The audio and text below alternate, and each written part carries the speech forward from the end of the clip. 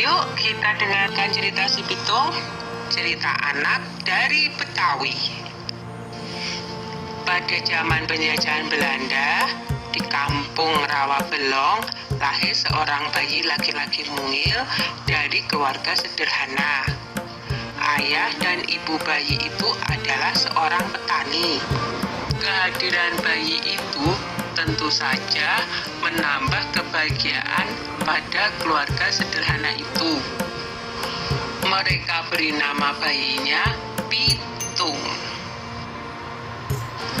Pagi itu, di balai-balai bambu depan rumah, Ibu Pina sedang menggendong Pitung kecil. Setiap selesai memandikan, Ibu Pina selalu menggendong bayinya sambil berjemur di depan rumah dan berdoa.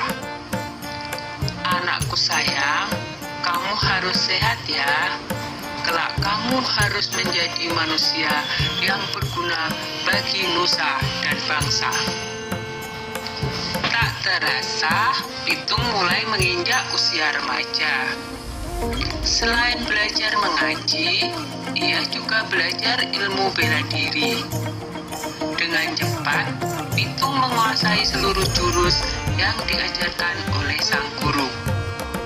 Sampai akhirnya, sang guru mewariskan ilmu Pancasona kepadanya, yaitu ilmu kebal senjata. Suatu hari, Pitung menyaksikan kekejaman centeng-centeng Babah Lim, si tuan tanah. Mereka mendatangi rumah penduduk dan merampas harta benda yang ada, karena tidak membayar pajak dan upeti.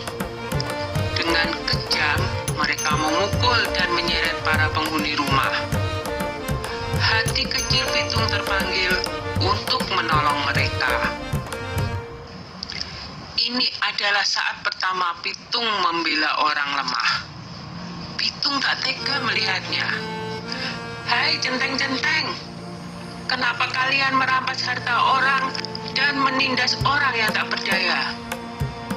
Kalau berani, sini lawan aku, tantang Pitung. Mendengar itu, si pemimpin centeng marah.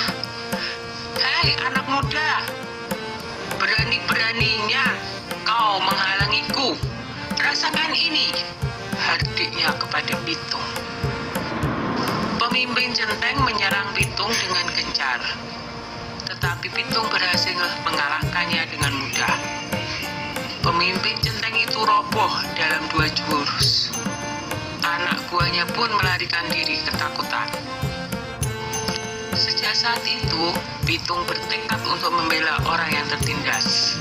Dengan penuh semangat, Pitung mengajak para penduduk desa untuk bersatu melawan penjajah. Kita harus lawan segala penjajahan. Tidak ada yang boleh merampas harta milik kita.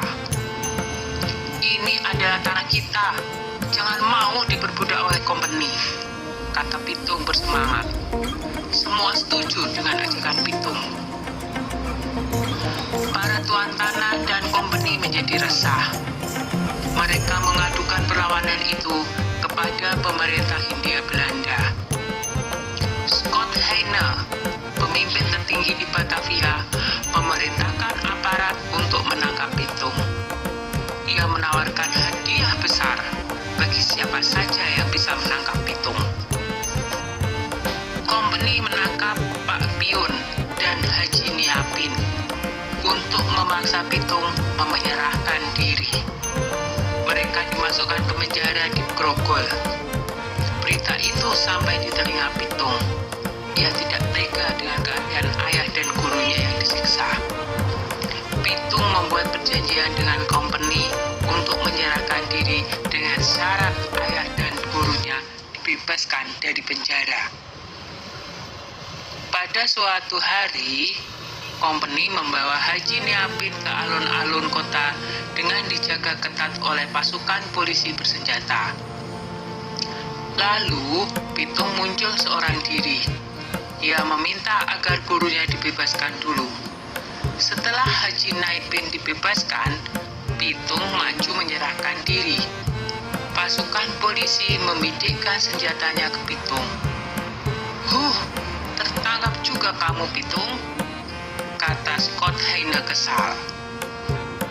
"Hahaha, aku tidak takut menghadapi pengecut seperti kalian," jawab Pitung. Scott Heine marah dan ia langsung memberi tanda kepada pasukan untuk menembak. "Dor, dor, dor!" Pitung pun roboh bersimpah darah. Pitung gugur sebagai seorang satria. Beberapa bulan kemudian, Scott Heine dipecat dari jabatannya karena menembak orang yang tidak melawan ketika ditangkap. Pitung gugur sebagai pahlawan dan akan selalu dikenang oleh generasi-generasi berikutnya.